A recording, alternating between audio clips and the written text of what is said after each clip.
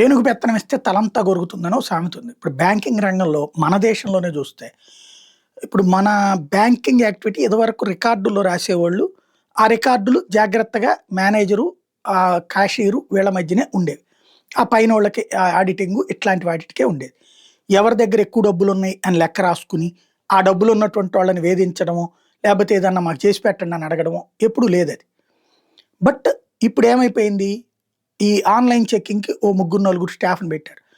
అక్కడ ఆ బ్యాంకు తరపున ఇన్స్యూరెన్స్ చేసేటటువంటి వాళ్ళకి, ఆ బ్యాంక్ తరపున పర్సనల్ బ్యాంకర్‌కి ఇట్లాగ ఒక నలుగురు, ఐదుగురికి యాక్సెస్ ఇచ్చారు. మేనేజర్ దగ్గర నుంచి అందరికి. వీళ్ళేం చేస్తున్నారు, ఎవరి అకౌంట్‌లో అయితే ఎక్కువ డబ్బులు పడుతున్నాయి ఆళ్ళని పట్టుకొని మా దగ్గర ఇన్స్యూరెన్స్ ఉంది కట్టించుకోండి, కట్టండి మీరు. లేకపోతే మా దగ్గర షేర్‌లున్నాయి కట్టండి. మా తరపున షేర్ బిజినెస్ ఉంది కట్టండి. లేకపోతే మా దగ్గర వెహికల్స్ సో అండ్ సో వాళ్ళయి టై అప్ పెట్టుకున్నాం కొనుక్కోండి. ఇక ఇదే 24 గంటలు మన డబ్బులు ఎట్టా ఖాళీ చేయించాలా అనే పనిలో ఉంటున్నారు. ఒకవేళ గనక ఇట్లా రెగ్యులర్‌గా ఇన్‌కమ్ వచ్చేటటువంటి వాళ్ళకి డబ్బులు అకౌంట్‌లో లేకపోతే, మీరు అప్పు తీసుకోండి అర్జెంట్‌గా.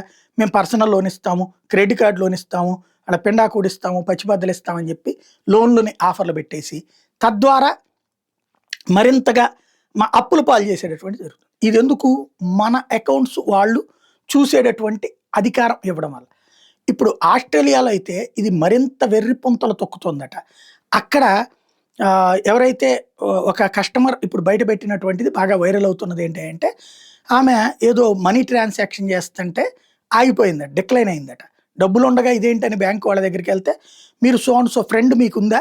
మీ ఫేస్‌బుక్ ఒకసారి చూడండి, మీ ఇన్‌స్టా చూడండి, వాటిట్లో సో అండ్ సో ఫ్రెండ్ ఉందా అని అడిగారట. అవును ఉందని చెప్పారట.